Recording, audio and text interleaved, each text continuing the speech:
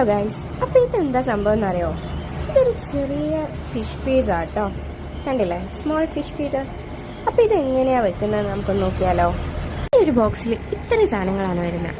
അതിൽ ഇതിപ്പോൾ ഞാൻ ഫിറ്റ് ചെയ്താണ് നമുക്ക് അക്യൂരത്തിൽ വെക്കാൻ വേണ്ടിയിട്ട്.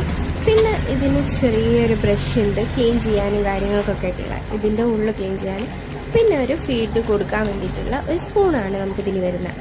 അപ്പോൾ ഇത് നമുക്കൊന്ന് വെച്ച് നോക്കിയാലോ. അക്യൂരത്തിൻ്റെ ടോപ്പിലായിട്ടും പിന്നെ അക്യൂരത്തിൽ ഫിക്സ് ചെയ്ത് വെക്കാനും കൂടിയുള്ള സംഭവം നമുക്കിതിലുണ്ട്.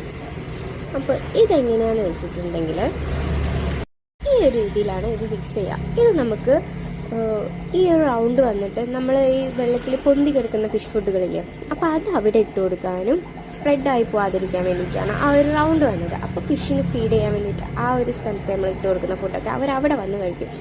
ഇനി അതല്ല, ഈ ഒരു ചെറിയൊരു ഇത് വന്നിട്ടുള്ളത് നമ്മൾ താഴത്തേക്ക് പോകുന്ന ഫുഡില്ലേ, അതായത് ഫിഷിന് ഫുഡ് കൊടുക്കുമ്പോൾ ഫുഡ് താഴത്തേക്ക് പോകുന്ന ഫുഡുകളില്ലേ, അതിടാൻ വേണ്ടിയിട്ടാണ്. അതായത് താഴത്തുനിന്ന് കഴിക്കുന്നത്. അപ്പോൾ അതാവുമ്പോൾ ബാക്കിയുള്ള ഫുഡ് ആ ഒരു ബൗളിൽ തന്നെ വന്ന് നിന്നിട്ട് നമുക്കതെടുത്ത് റിമൂവ് ചെയ്യാനും പറ്റും. അപ്പം വെള്ളം കലങ്ങുന്ന പ്രശ്നം നമുക്ക് ഒഴിവാക്കാം.